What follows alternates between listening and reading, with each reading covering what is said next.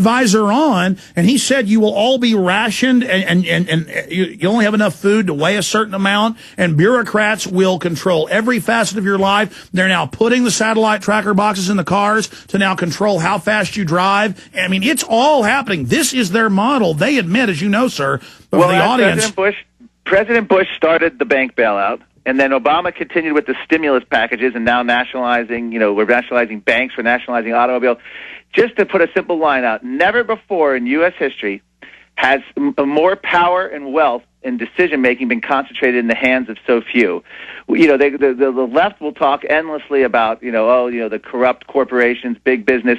The bottom line is at least big business has shareholders, has accountability to the public. Government now, we have more power and control in the smallest amount of hands that we've ever had in U.S. history, and it's only going to continue. And this is, it's an inevitable result, beginning with the New Deal and continuing with the Great Society. 5 more minutes with you on the other side. 5 more minutes with Marc Morano. It's climatedepot.com. But then above the government is a very small group of private corporations that operate like Spectre, and that's the New World Order. That's the Bilderberg group. Okay, but I agree with him. We'll be right back.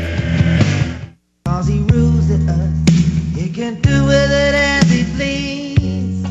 I get rabid on this subject and just start spewing facts, and they're facts. And they just say no. In fact, Al Gore, a few weeks ago, and I wanted to ask Marc Morano of climatedepot.com about this, former Senate advisor and aide and researcher, one of the preeminent people, kind of a clearinghouse to expose all this.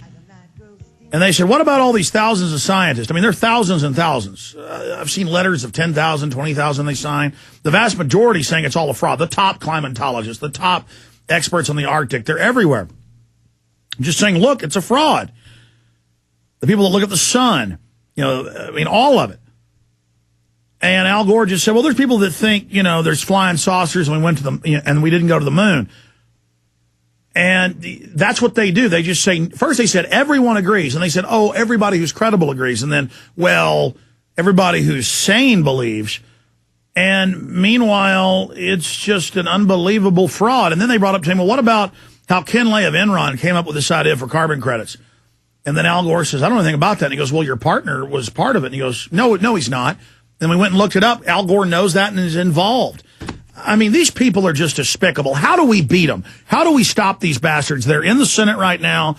They're trying to ram it through. They're saying on the news, we are dead unless we have an international body that taxes and regulates every facet of our lives, and if we don't have weekly bureaucrats inspecting our homes. Yeah, real quick, just so people don't think, I'm being conspiratorial here, or, Jacques Chirac, the French president's own words were the UN Global Warming Treaty Kyoto was the first step to authentic global governance. These are their own words. EU official came out and said that the Kyoto represented leveling the playing field for the world, meaning the take from the rich. I was at UN conferences where they're proposing a global carbon tax on countries, and guess what? The wealthy nations get hit the hardest, and guess what? The UN would decide to administer the funds.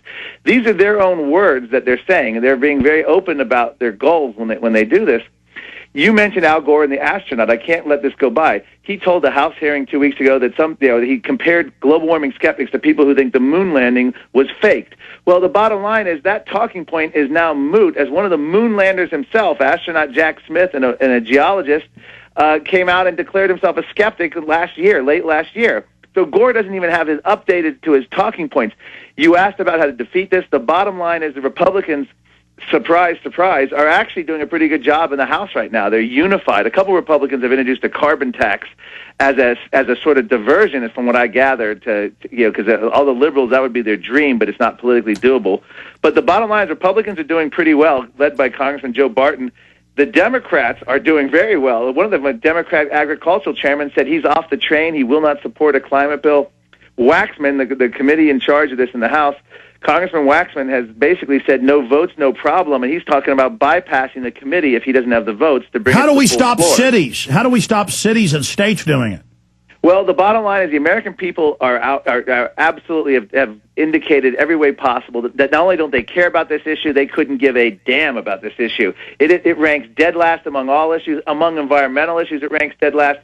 Eventually, the American people have to wake up. I think there's been such complacency. They have no idea what's going on. The first thing we need to do is demand accountability among Republicans to stop paying lip service. George Bush enjoyed paying lip service to global warming fears, and we need to stop that first. There's no reason to concede an inch on the science on this. It's collapsing underneath them. It's a laughingstock. Just in the last few days, Arctic information came out. Danish Meteorological Institute. The Arctic has stayed the same since the 1950s. Has probably cooled since 1940s. We just came out the Greenland melt scenarios touted by Al Gore and NASA's James Hansen. Not even doable. The whole idea Marc Morano.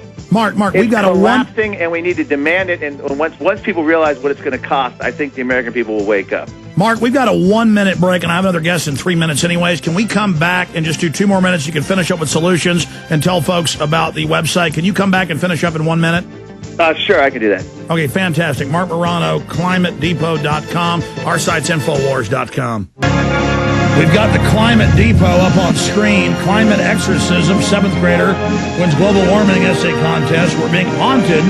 We desperately need an exorcist. All the kids' TV shows I turn on with my children, it's climate monsters are going to kill you. Skeleton monsters are climate, they're going to get you. I mean, this is the total takeover by the control freaks, by the collectivists. In closing, talking to one of the preeminent individuals out there fighting this, Marc Morano, climatedepot.com. Marc, you're saying it's beginning to collapse. It is, as you've said, as all the evidence is you know, the ice caps that we're saying were melting. Well, they always melt in areas in the summer, and then it got even bigger in the winter. You were talking about, you haven't talked about how Mars ice cap was getting smaller. Now it's getting bigger. The sun has cooled off. That's the main driver. How do we beat them? I mean, how do you see this falling? Because their whole world government taxing scheme is based on the phony carbon control system, as the New York Times said, a tax on breathing. How do we beat them, and why are they collapsing? Well, it's collapsing scientifically. It's how to beat them. The environmental left always has to have an eco scare, whether it's overpopulation, whether it's disappearing rainforest, the Amazon, whether it's global cooling in the 70s. And actually, the rainforest scare, if you recall, Sting's Rainforest Foundation, all the Hollywood celebrities, that was the big issue du jour in the 80s and 90s.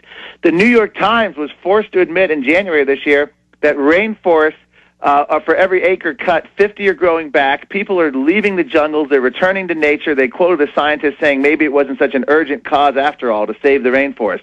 In other words, they're the most intact forest, least threatened on the planet, and now that whole issue's died. But no one's out there saying sorry. You don't see Sting out there apologizing. I don't even think he does his concerts anymore. If he does, he doesn't get any attention with them.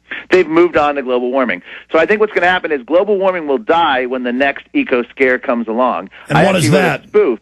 I don't know yet. There's some people worried about whether we have enough oxygen. There's people that are going to go after either whether it's species. I don't know. Who knows? They're always very creative and clever. You don't know what the next scare is going to be. And it's not to say, I want to be clear here. You can't denigrate. There's a lot of scientists that are concerned about this, but I think what's happened is a lot of scientists who should know better are basically jumped on a bandwagon that has tens of billions of dollars involved in it. So say you study frogs. You do a study on frogs, no one really pays attention. You do a study on how global warming may impact frogs in the year 2040, suddenly you're getting funding, your university's getting press releases, you're getting radio calls. So it's not that the scientist is necessarily doing anything wrong. He's just going along with the scientific tenor of the day, and it happens to be global warming because that's where all the money and attention is. So I'm not here doing a blanket denunciation. Not all scientists are Al Gore or even the United Nations. Many of them are concerned and they move forward, but the bottom line is, even if we faced a climate crisis, nothing Washington or the UN has proposed would have any. Well, that was my final point. Is I looked at the studies. If only the U.S. and Western Europe and Japan made big cuts, all the production would automatically move to third world nations, and it would actually increase greenhouse gases. Environmentalists are worried it's going to increase emissions. I got to jump here now, but thank you very much. Enjoyed it, and our website's climatedepot.com. Thank you so much for coming on with us. Perfect timing there because we now have Bob Chapman. Bob Chapman, I want to get your take with internationalforecaster.com. They're once a week visit with us on what's happening with the economy this week. Thousands of dealerships. They're saying 1,000 plus Chrysler, 1,300. I've got the article. I think it's 1,300. You can correct me if I'm wrong. General Motors are being told they're being shut down.